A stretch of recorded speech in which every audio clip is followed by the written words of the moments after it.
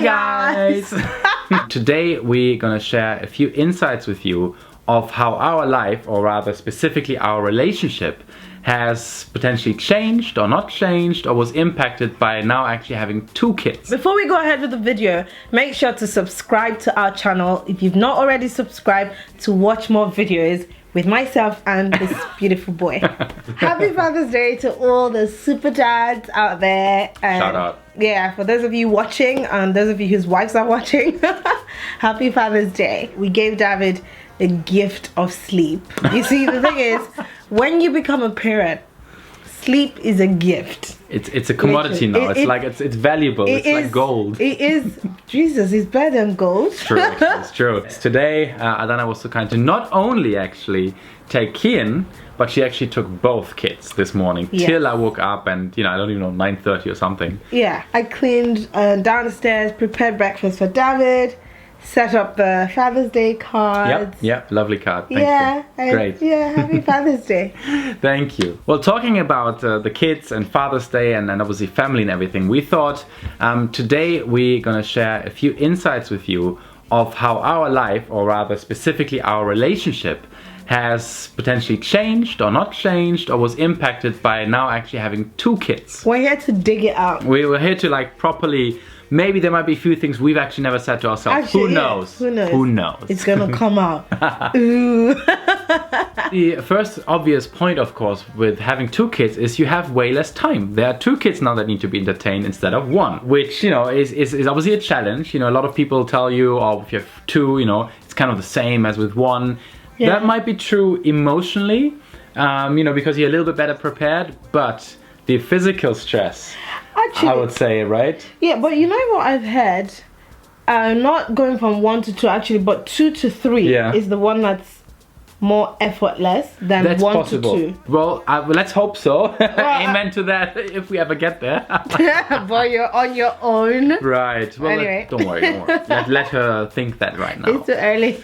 Noah now, in our case, being still very young, and is still being breastfed, of course. So Adanna is predominantly, actually almost exclusively, having to take care of him, at least for now. That hopefully will soon change. So I'm obviously with Kian. Now, when we had just Kian, in as much as obviously, God. I know, right? I was living the life. Well, Adanna obviously still had to breastfeed him, but at least in between, I could come in, right, and help you a little bit. But even when he stopped breastfeeding, like when he became a toddler, and like he had stopped breastfeeding, during the weekends, you take him. Exactly, and you then had time. I could do hair day, I could sleep in, did most of the, most of his activities. True. Because you were trying to give me a break. Of course.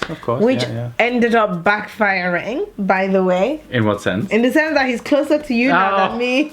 Well, that's even another topic now. I was busy slipping away my parenthood. Well, that's even another topic actually, but yes. But anyway, now I don't have that luxury. Yeah, I could have, kind of rocked Kian during the night, and Adanna at that time could have gotten some sleep. Versus now, when, Adanna is breastfeeding Noah and then kind of wants to give him to me, there's a high chance I might also end up over with Kian, because he still sometimes wakes up at night. No, but Noah doesn't wake up at night. He wakes up once to breastfeed. Right, okay, you're a bit lucky with him now, Yeah, a bit lucky. Like, Jesus, Kian is like our newborn, actually. Because Noah, I put Noah down usually at 7:30. The first time he wakes up to feed is 4 a.m. Crazy, look at this one. And then the next time will be maybe 7:30, and then we start our day. If all new kids were like this, we could have like another 3 or 4. Jesus. There are 2 things for me that are important in this, right? And as much as we are spending maybe overall less time, I think it then matters even more so how you spend the time together that you have. Yeah. So in as much as it's less than it was with 1 child, I think we then try to really intentionally, enjoy the moment and really have a meaningful sort of time together. And also, I think being on the same page together. So if it's about expectations. So I think if both understand, look, this is nothing to do with I don't know, one doesn't want to spend time as much with the other, or something might be wrong in the relationship. And I think it's both are aware of this. It's temporary as well. Yeah. I think then that's important. And you always say to me that this is the phase of love that we're in. The fact that every time that you're spending is not intimate, like when you're dating, for example. Doesn't mean that you're not in love. It's just like it's a different kind of love. Like we have our kids. Yeah. Which, you know, it's a different. It's a stronger type of love, and like there's like more. It's more commitment. Like this is our life. This is our bond. Like looking at our children and giving love to our children. I think it just makes the family more of a solid unit. If I think about maybe the instances that I kind of either through friends or family or whatever know of, maybe where, you know, I mean, there are a lot of couples, and it's not to say that, you know, in our case it's completely easy, but obviously there are some couples where it really affects them even more, I would say, is actually because they're not both on the same page. Like they're not both understanding, if that makes sense. Like that is maybe, you know, life just changes or things just change over time, and you have to kind of adjust to circumstances, right? But it doesn't mean that the original kind of bond doesn't also grow with life, if that makes sense. But it could also be that there's a certain expectation of one of the partners that's not being met, or the fact that I don't know, based on very typical gender stereotyped household, a lot more would be expected on the woman, or vice versa, I don't know, but usually it is the woman. And when you're stressed and feel like you're not getting any help, there's some sort of resentment that comes towards your partner. So I think a lot of what's helping our relationship is the understanding and the fact that there's no gender stereotype roles. You do everything that I can do. We just coordinate to say, okay, this is, well, you change the nappies, I do the cooking, or you hoover, I do the laundry, something like that. So at the end of the day, we're both tired, or we both have energy. So like you're always on the same page, because the worst thing is when one person is full of energy and wants to have all the fun, and the other one is knackered from doing everything all the time. So I think everything other than breastfeeding is pretty much equally spread. It's fair game. Fair game. Although I'm tempted to buy you some boobies. Oh right. Some booby straps. I don't know if we ever get there. No, we're never gonna get there. But being completely honest with you, of course, it hasn't always been, of course, as smooth sailing as it is as now, I would say. Of course, there were moments, you know, where the kind of the downsides, let's say, if you can even call it that way, of having two kids, you know, also were there for us. So, for example, you now need to coordinate, of course, even more and even better than with just one child, right? So in terms of who picks up, who drops Kian, who runs certain grocery errands and stuff, because obviously, you know, you can't, you know, it's very difficult at least to manage both kids at this difference in age, at least, right, at the same time. So you also can't leave each partner with them for too long alone. You know, so that all needs to be coordinated. I have work at the moment. Adanna has her own work with the companies she's running and everything, and other things she's doing. So she obviously has a schedule. I have my schedule. So to kind of really mix the two can obviously lead to disappointment sometimes, or at least sort of a bit of an argument, you know, kind of no, but I really need to go there. And one has to sacrifice sometimes, and then the next time the other has to. So maybe an example would be that there's an important meeting that I have to attend. We have to coordinate. Well, Kian's in crash, so that's fine. The problem is usually Noah. Like, what are we gonna do with Noah? And I think both of us are still very uncomfortable at this point leaving him with a with anybody else. Because just because he's 2.5 months, too young, we just feel like he's too young.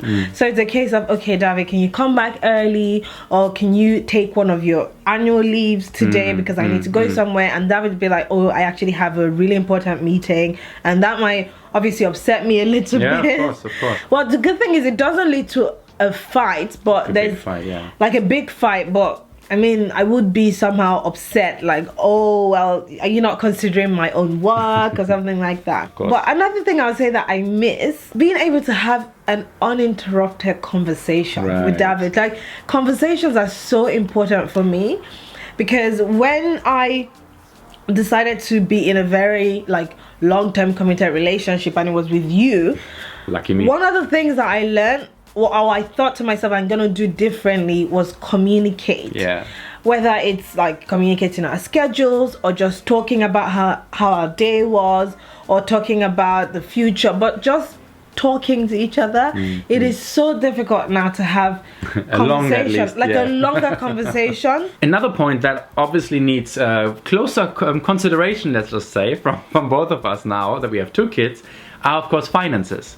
You know, I mean, kids are not cheap, right? And as much as we're not yet at the level of university fees, you know, it's all relative to where you are in life. So obviously having kids is you know, is a financial burden that everybody is very happy to take on, of course. But it definitely does need, you know, even more kind of talking about finances, even going on holidays, you know, short trips, long trips. I mean, you know, we're planning a few now for later this year. I mean, and it's a whole nother story. Yeah, you know? it's really painful that we now have to buy it a seat for Kian. Jesus, since he turned 2. Yeah, since he turned 2. So the airline policy, for anyone who doesn't know, is that once your toddler is 2 years old, they can't sit on your lap anymore. You have to pay for a separate seat. Yep, it does require both of us to talk about it even more. And as much as I normally do the planning, and then, you know, I can confirm with our family CEO if I get the approval. Your financial CEO.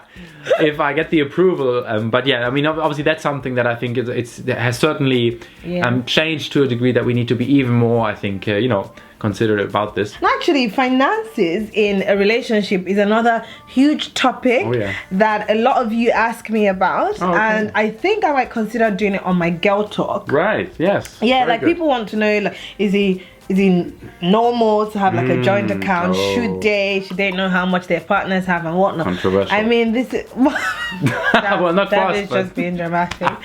Yeah, that's something I'll be happy to address in one of my girl talks. What we also found interesting actually now with the 2 kids is we saw obviously when Kian was growing up, and especially now that he's a little bit older, that he, at least at the moment, I think it's temporary, seems to be quite a bit of a daddy's boy, let's just say, right? So I can kind of, let's say that he listens to me quite well. I was scammed. You were scammed? I was scammed into thinking that when you have boys, they're all mommy's boys. Well, you see, I think it's temporary, to be honest with you. I don't think so. I think so. Because he's now almost 2.5. And that hasn't changed. Well, but that's still very young. I think, you know, I think there's still a big chance this might change. David, that's okay. Like, come on, who wouldn't favor you? I would favor you. Look at you, look at you. I don't mind that Kian favors you because I favor you. So oh, wow. That's fine. Well, that's actually good. And good way to put it. It's less stress for me anyway. But at least now with the 2, of course, you have Noah, right? So this is kind of your boy now. You know, I think Adanna is doing everything possible she can tell you. so that Noah favors her now, so it's equal. I somehow blame myself. That's why I said earlier that it backfired. Because in the weekends, when I'm supposed to be doing all of the activities, David's like, no, sweetie, just rest. Do your hair day. Go do your nails. Do this. Like, he literally did everything.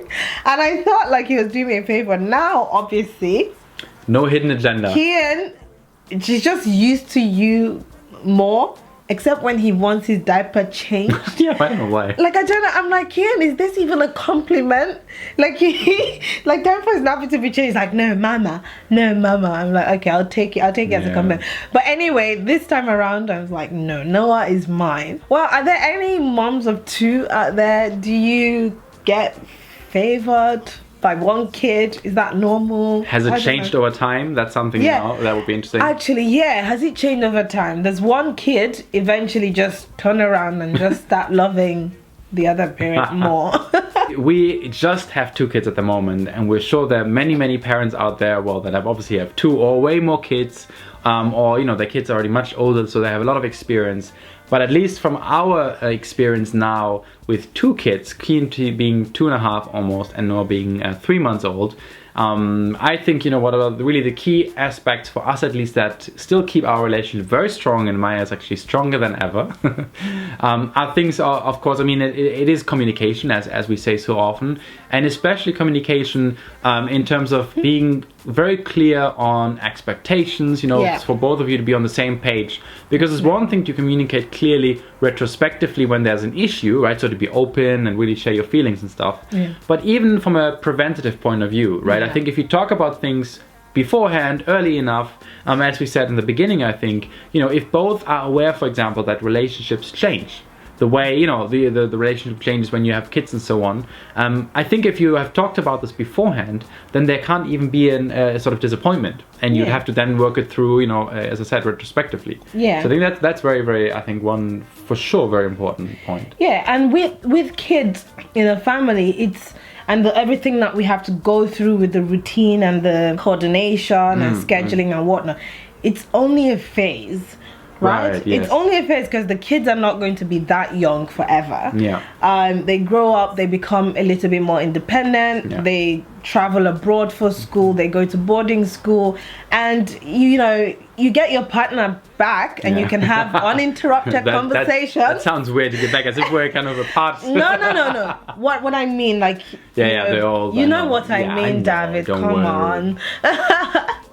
I know. Yeah. So yeah, it is a phase. If there's any couples, you know, with kids and still trying to figure out the dynamics of your family, yeah, David said communication. I agree. Yeah. And another thing that really helps me, you know, when there's a moment maybe I'm a bit tired or I just don't feel too good, you know, looking at your kids, you know, seeing them hug you, smile at you, or especially when they sleep, to just watch and observe them, and thinking really that, you know, these human beings there are, you know, are yours in a way that they, you know, they're created out of your own, you know, foundation basically, and they completely rely on you to being a sort of, you know, a strong person, to really helping them for many, many years. You know, I think this, you know, I mean, for me at least, it's a very, very encouraging and uplifting feeling when you think about that, looking at them. So that has helped me many, many times when at least there was a bit of a moment when you're like, oh, you know, no, not again, and then they come running at you or something. And that's why you're a great father. Coming back to Father's Day. Yeah, so that being said, we're going to end this video by wishing you, David, a happy Father's Day. Thank you. And to all of the amazing dads and dad figures, keep being great, keep being present for your kids. They will definitely grow up to be amazing and to appreciate you. So absolutely. Let's keep it up, guys. Happy Father's Day. Thank you so much. Thanks so much for watching. Don't forget obviously to subscribe if you haven't subscribed yet, and like the video, leave a comment down below, and we would love to hear from you, and we shall see you next week. Take care. Next week. Bye. I'll do you anywhere when you turn me on. You looking at me, girl, me say carry on. Say girl, I really like the way that you carry your body.